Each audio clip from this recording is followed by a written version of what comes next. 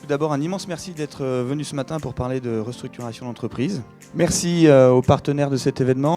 Ce matin, on va donc parler de la sécurisation des opérations de restructuration.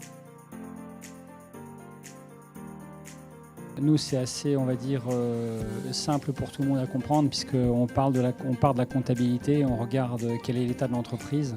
Le diagnostic n'est pas seulement financier, je pense qu'il est à tous les niveaux de l'entreprise. Alors qu'un chef d'entreprise rêve, c'est heureux.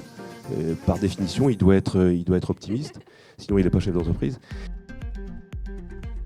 On a, je pense, un droit qui marche bien, et d'ailleurs on va avoir des travaux extrêmement intéressants dans les travaux qui s'ouvrent pour la transposition de la directive. C'est qu'en réalité, les procédures préventives sont efficaces et utiles et sont plutôt fortes à notre sens, que la confiance, c'est la clé du succès.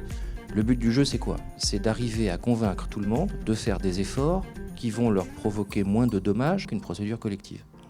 Donc il faut déterminer, et ça c'est un diagnostic qu'on fait ensemble, qui on va voir et dans quel cadre.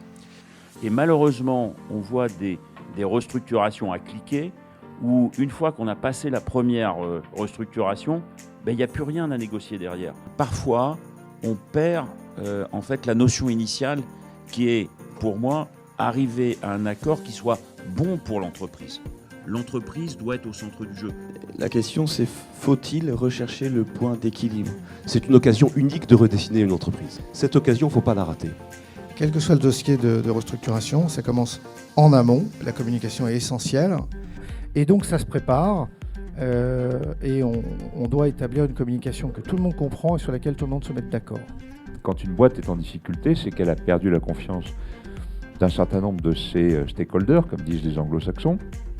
Et tout le job va être de reconstituer cette confiance.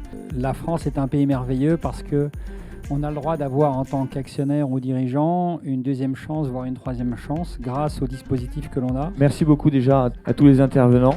Et donc on peut continuer les discussions juste à côté.